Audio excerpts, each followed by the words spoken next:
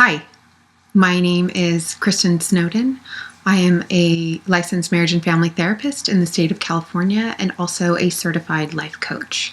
Today, I'm going to be talking about attachment styles.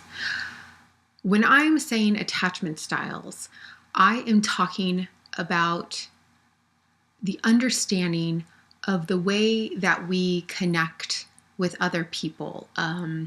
Esther Perel kind of famously says, "Tell me how you were loved, and I will show you how you love."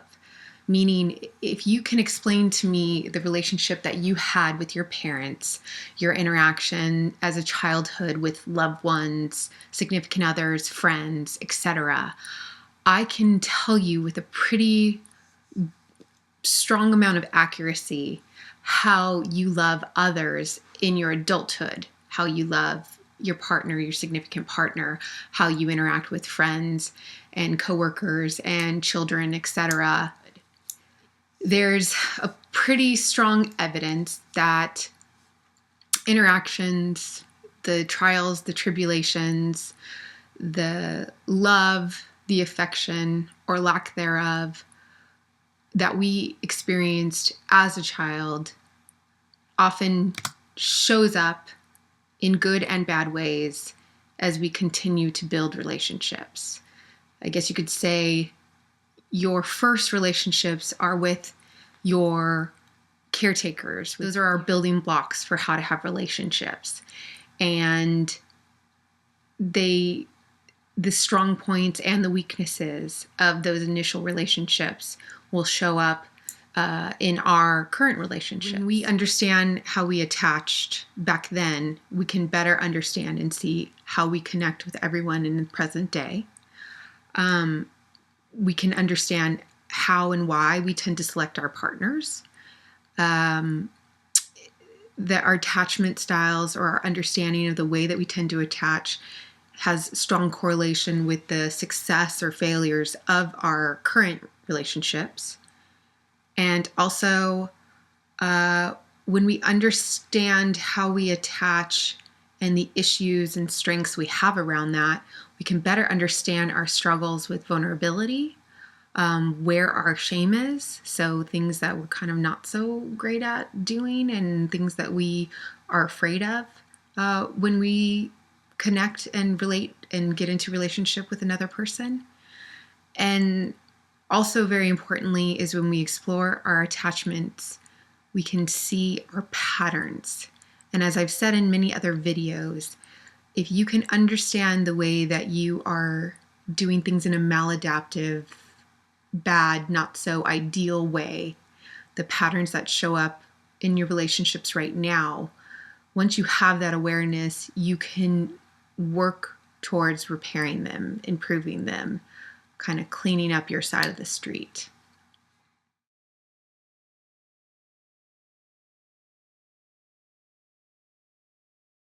I have a video on love addict, love avoidant, and oftentimes a lot of my comments from people are relating the love addict and love avoidant to the attachment type struggles that people go through. You can interchange the terms love addict and love avoidant with people who tend to have what you call anxious attachment, tends to be the love addict, and avoidant attachment tends to be the love avoidant. Now, let me caveat all this. I struggle with labels because I think the more you label things, the more you overgeneralize things. When people are searching through these videos trying to find answers to a lot of their relational pain and personal struggles and shame and issues and vulnerabilities, when you overgeneralize and label, that tends to deter people and go, well, I don't perfectly fit into that category, so I don't get the anxious attachment, or I don't relate to being a love addict. That doesn't speak to me because I don't fit into those bullet points that Kristin said are the symptoms. So whenever I'm going into a video where I'm using lots of labels and terms, I want you to understand I do my best to share as many experiences, examples that I come across to help you relate and connect how your life might intertwine into these lectures. But they're imperfect, and I'm just going to kind of ask you to pay attention to more the general themes and see how they relate to your life, and if any of this stuff speaks to you on that level.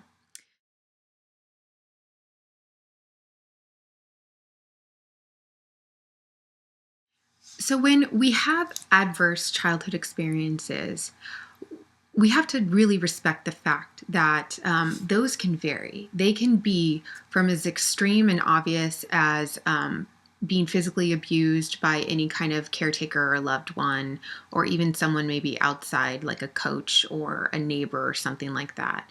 Any kind of sexual abuse where people crossed boundaries and did inappropriate touching, to, let's say, more on the extreme is also addictions where people were using substances instead of kind of being your caretaker and being present for you emotionally.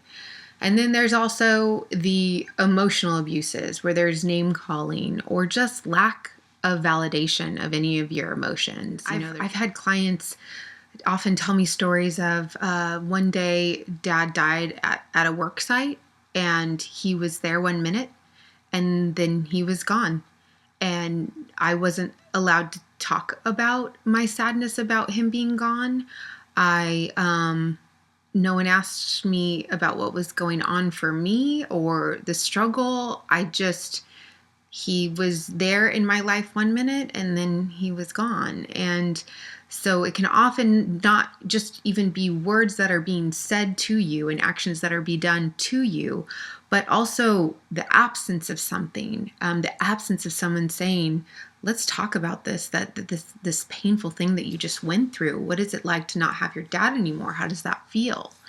And then there's kind of the more under the radar things that occur. Common things are often when, let's say, there's this over-enmeshment, which I'll get to that when I talk about avoidant attachment, which is when a parent kind of brings a child into their adult world emotionally. So let's say there was a divorce and a mom feels very rejected and abandoned. So she spends a lot of her time and energy having her children be her confidants, be her support system.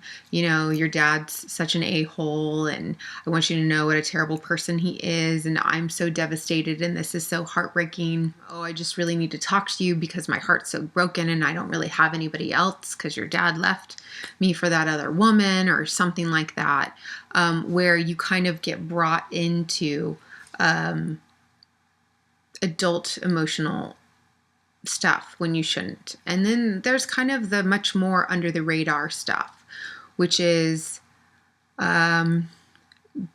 being left at practice for 45 minutes. I go to that example a lot, but people get left all the time as kids. They get picked up late, or parents get sick, or parents do get divorced, and so they have their attention and their time and their energy in other places. But because being a child makes you kind of automatically egocentric, you often see these shortcomings of your parents, these inabilities to either literally be present there or metaphorically just can't really be present because they're distracted and they're doing other things, working, experiencing illness, financial issues, etc., emotional struggles that they just can't be there for you.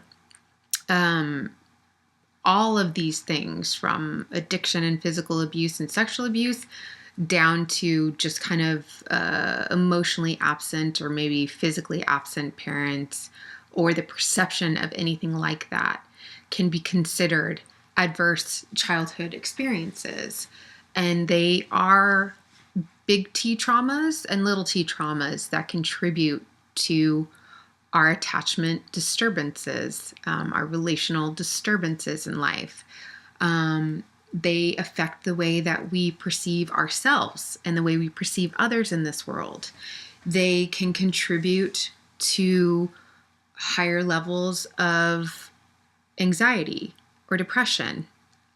And I want you to understand that trauma, a lot of people are really reluctant to own that there was any kind of trauma in their life. I was one of them who was very convicted of the fact that I have nothing to complain about. Everything should and should be perfect because I had a great childhood. And it's important to understand that trauma is unique. It's personal to every human being, and it's very subjective. We experience any kind of trauma, kind of when I ran that huge spectrum of big T's to little t's, we struggle, our brain struggles to integrate and regulate this information in our physical bodies, our minds, and our spirit or emotions.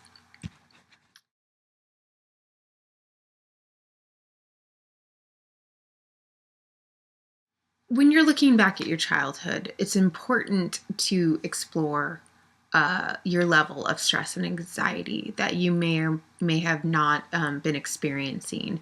It's important to know that stress on a regular, consistent basis, whether it's because you felt physically threatened or there was some kind of sexual abuse or your parents were abusing substances or were very emotional roller coaster type people, that all kind of raised your fear, and that those stresses actually constantly are firing off your amygdala, your hippocampus, your mid and lower brain, which is all where your survival instincts exist. Your fight, flight, or freeze, if you've heard of that, right? That adrenaline. So it's when anytime something happens in our life where there's the slightest threat experienced, that part of your brain is what fires off. It takes very little blood flow and oxygen to fire off that instinctive part of your brain. It's extremely automatic. Sometimes we wish we could shut it off because it makes us do some crazy things, but it's also what keeps us alive. And regularly having stress and trauma in your life, especially during your childhood, affects the entire chemistry of your brain. What does take a lot of time and energy, blood and oxygen supply, is running this front part of your brain, which is your prefrontal cortex. That's where your language exists. And that's where your reason, rationale, good judgment, good choices, that's where they all present themselves. So it's really tough when you're growing up, to give you kind of a quick neurological breakdown. When you're growing up as a child and you experience these big T to little t traumas, they fire off that fight, flight, or fight in your brain. And it does it automatically without thinking, with very little oxygen, very little energy output. And it takes quite a bit of time and energy to bring it up to the front, to fully assess the threat level, to fully understand what's going on, why I felt this way, what's a good choice that I should make during this time frame, etc. And some studies have shown that having or experiencing chronic stress in your childhood or growing up, it can actually lead to your prefrontal cortex having less blood flow. And also, your prefrontal cortex is developing for most of your childhood. And that's where emotional regulation and kind of calming yourself down can occur. So as you can imagine, if there's a ton of stress in your life, from big T's to little t's, and you're your mid and lower brain are constantly in fight or flight or freeze mode, and it pulls blood flow from your your developing prefrontal cortex, you can kind of see how it's setting you up for some struggles, some biological basic struggles in impulse control, good decision making, emotional regulation. So being able to kind of stop and really assess your thoughts before you act out on them. So one of the really common things with a stressful, traumatic childhood comes a limbic system. So that survival instinct part of your brain kind of hijacks your prefrontal cortex. It automatically triggers it pretty regularly, even when you grow up and, let's say, put yourself in a safer situation where there's not so much trauma.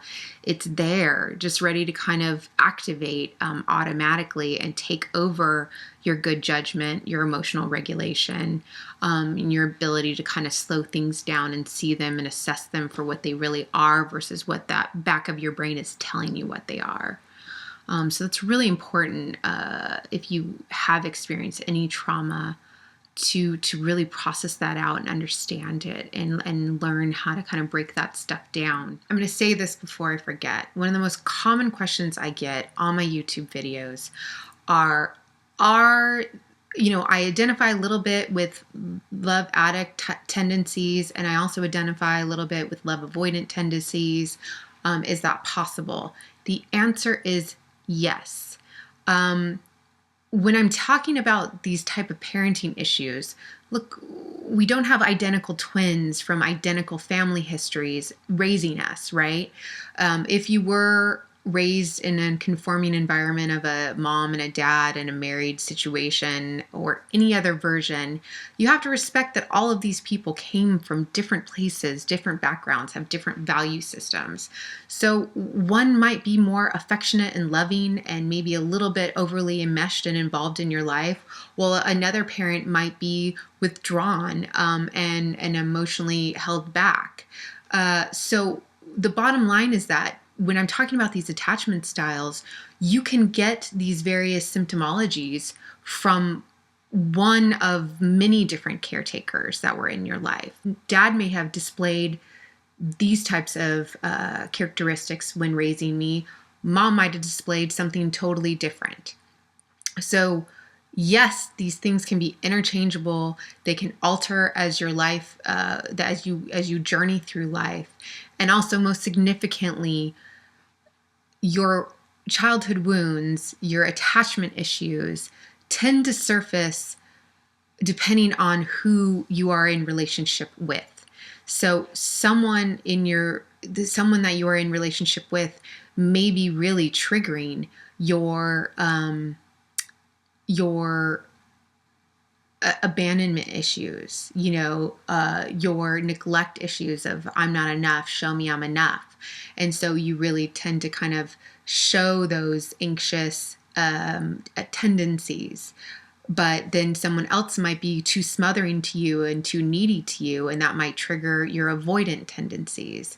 So again, in an effort to not be overgeneralizing so you feel like these don't fit you in the category that's perfect, than a perfect box, respect that these are all interchangeable because of all these variations of who was in your life when you were a child, and what that looked like, and who's in your life now, romantically, in friendships, etc.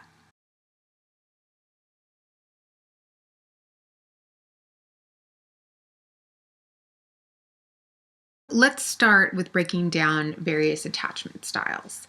Let's start with the most ideal, the securely attached person. So ideally, you were born in a safe environment. Your mom or dad or just two loving or any number of loving and safe people were present, telling you that you were valuable, that you were worthy. This is the most important part too. They basically said, metaphorically, they don't literally have to tell you this. We love you. You're flawed. You make mistakes, but I love you anyway. They keep you accountable. They give you boundaries and constraints that you are supposed to operate in, and basically say, go out, figure out who you are, go do things that you love within these boundaries and constraints that are healthy. And we're going to be here loving you. So children with a secure attachment see their parents as a secure base from which they can venture out and independently explore the world. A secure adult has a similar relationship with their significant other, in that they feel secure and connected, but they are allowed to kind of move freely in this world. They can be ideally in a relationship that is equal. So there's no codependence. There's no need for one partner to pull any kind of power from the other, because there's this comfort for the two to kind of go out and figure out who they are. And I've described that healthy relationship as two whole people kind of enriching, both enriching a living and breathing thing that is their relationship. So that relationship doesn't define them and validate their existence, because they already are validated and valuable in their own individual states, but they work to enrich that relationship that they have, and they're equally responsible to enrich it. There is openness, honesty. That means there is absence of lying and manipulation, and also the absence, obviously, of other things like gaslighting, power struggles, and there's the absence of a deep, desperate need to stay in the relationship to validate them and create value for them. And the relationship exists because there's a mutual respect and a mutual desire to keep it there.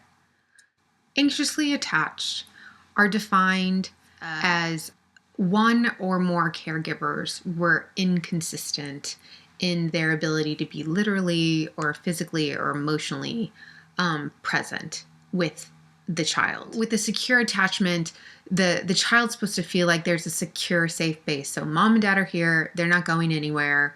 And so I can go outside and play and figure out who I am because mom and dad are going to be in the house waiting for me.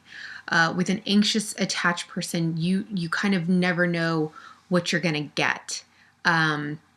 So there's these experiences of feeling abandoned or neglected, because the parents can't consistently be present. So like I said, the parents may be going through a divorce and they may need to work 50, 60 hours a week just to make ends meet, or one may be sick fighting cancer and literally can't be present, or one may be an alcoholic, or just completely was raised in an emotionally detached environment, so they are emotionally unavailable to the child. These are the types of inconsistency that I'm talking about, where the child says, I have a need. I need hugs and kisses and validation and security. I need to know that you're there for me emotionally, mentally, physically, etc. So I can go out and figure out who I am. But actually, I end up spending more of my time and energy, instead of figuring out who I am and what my values are, my non-negotiables, and figuring out what kind of fills my tank. I start spending more time and energy trying to keep you in my life, trying to run on that treadmill and be who I think you want me to be, so you stay.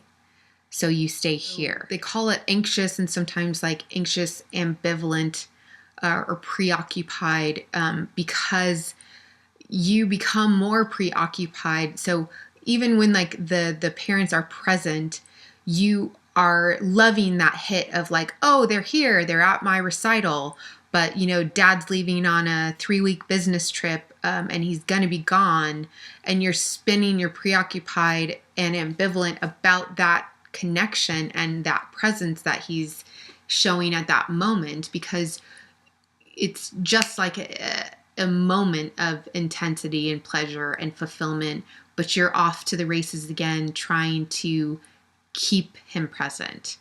And as you can imagine, as I'm explaining this, I'm wondering if some of you listening go, oh, that's how my marriage looks now, where I feel like I'm constantly running on the treadmill, trying to be what I think this man or this woman wants, to be a provider, or to be a great mom or dad to the children, to look physically good, to be successful in my own terms, or what terms I think you want me to be successful in.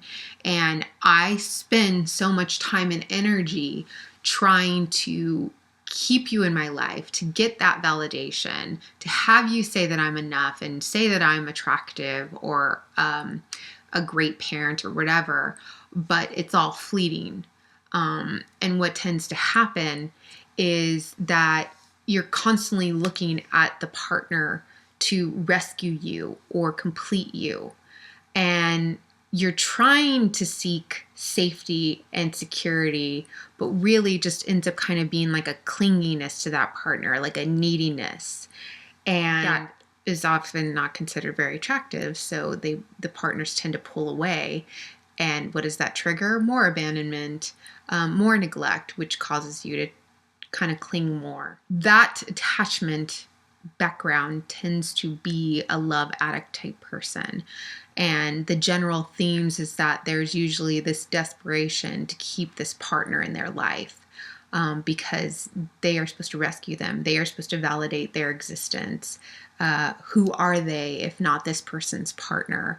Because they've been so preoccupied, so anxious to keep these attachments, hence the term anxious attachment.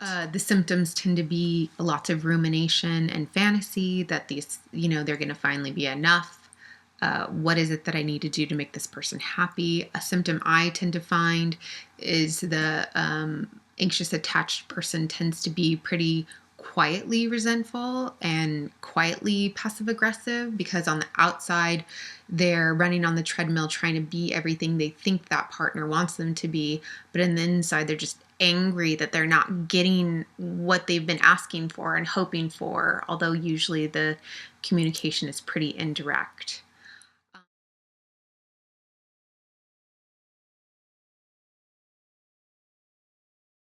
The other attachment that we're going to talk about is the attachment background or childhood background patterns that make up the love avoidant. This is called avoidant attachment.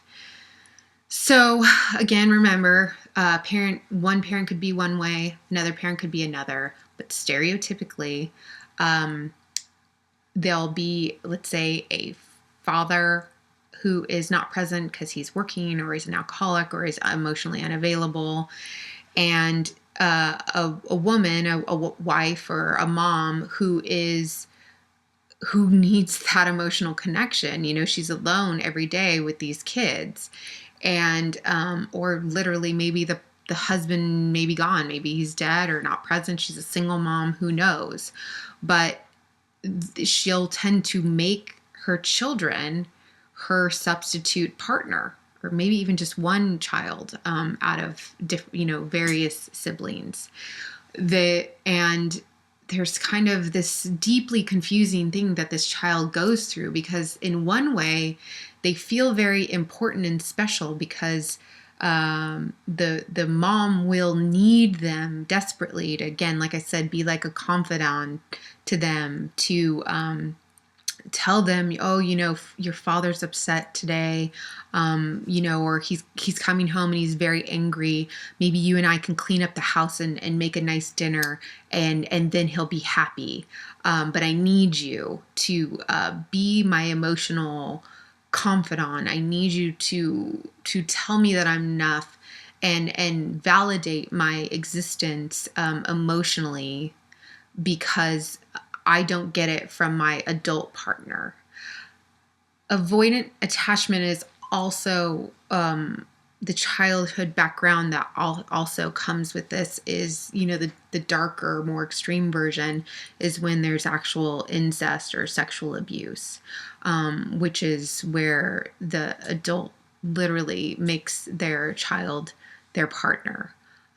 There's a lot of really great YouTube videos out there on this subject, because it affects so many people. And I would really encourage you to look up some information by any book by Ken Adams, or there's some great YouTube videos on Center for Healthy Sex on this subject, is when they call it covert, or even sometimes overt incest.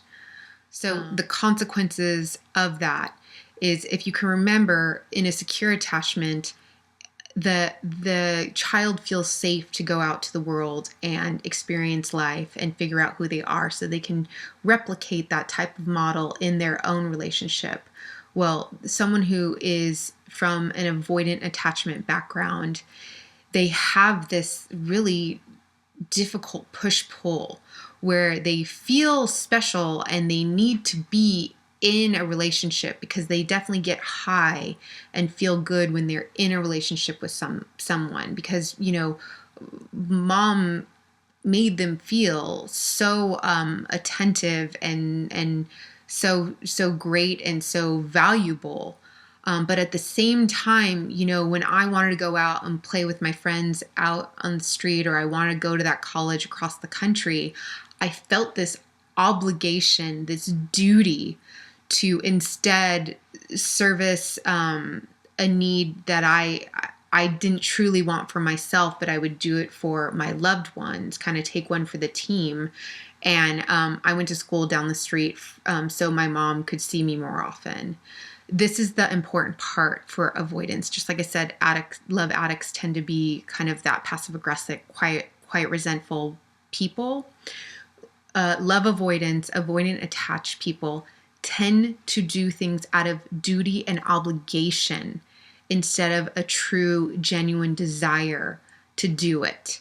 That basically they need to be in relationship to feel worthy and validated and kind of useful in this world. So there's this obligation and this duty to connect with other people. But they do it in this superficial kind of keep everyone at bay. So because to be in a truly intimate connection with someone triggers their childhood trauma history of being smothered and overly that kind of yucky feeling of like, I just want to go out and play with my friends and go figure out who I want to be in life. I don't want to be your emotional substitute. The avoidant tends to have very strong feelings of distrust with connecting with others. Anyone who tends to have any signs of being needy is a very quick deterrent for them. Yet the ironic thing when they acted as the emotional surrogate for their mom or dad or caretaker, whoever, they became very good at connecting with people, but it's usually in a superficial way. And there's a strong resistance to intimate connection. There was this really interesting study done on, let's say, avoidant attached people who are in that limerence phase. I hope I'm saying that right, which is basically, I call it the Twitter patient phase, when you are seducing someone and you're in a courtship and there's lots of dopamine and feel-good things going on. So that lasts about 12 to 18 months before the dopamine dies down and you're kind of just two flawed, imperfect people in a flawed, imperfect relationship together. And basically, the brain for an avoidant attached person, they can do infatuation really well. So they can, like I was saying, where they were like an emotional surrogate to their caretaker, they can feign or pretend to kind of do, deep, intense love with someone. But really, it's kind of this surfacey infatuation, not intimacy, not into me, you see. So meaning, this is who I am, this is my good, my bad, my light, my dark. Can you love me? Seeing all that I am, and then doing the same thing for another person where you're tolerant of their imperfections and they're good, and you guys kind of love each other in spite of your imperfections. That's kind of the idea of what happens after 18 months when the limerence phase and all those feel-good drugs chill out. So it's important to understand that an avoidant attached person, it does not mean that they don't have relationships at all. In fact, it's quite the opposite, because remember, they have been emotionally reinforced to be in relationship. It's just usually done in a very superficial, keep you at arm's length kind of thing. So these tend to be the avoidant, because I'm going to generalize, but the avoidants are the ones who tend to struggle with, let's say, sex addiction, porn addiction, or just kind of the revolving door of the 12 to 18 month long relationship of, you're madly in love, and then you start seeing all these people's flaws, and they're gone, or you cheat on them, or you just are so kind of brutally unavailable to them that they end up leaving. If you want to know more about the way anxious attachment people with that background tend to find avoidant attached people, and they kind of have these explosive, intensely wonderful, and then intensely toxic relationships, you can see my first video, which is the love addict, love avoidant cycle, and you can understand how your background plays into finding that type of relationship pattern. So those are the two most common or popular attachment styles. There are others, and there's others ways to label and categorize these subjects. But for the sake of my lectures and my education, those cover a lot of my clients. And if you can if you want to know how they play into your adult relationships, like I said, please see my first video on love addict, love avoidant. My website is below. I'll link it below. As a note too, I recently changed my website. I kind of redid it, reorganized it, and I actually even changed the title of it. It is now www.KristinSnowdenMFT.com instead of KristinSnowdenMFT. So I'd encourage you to come check it out. I would love for you to check it out. Tell me what you think of it, what you like, what you don't like about it. I am here for you, for your education, to help and support your journey. So I am open to your comments and your thoughts. Thank you for listening. Thank you for your time.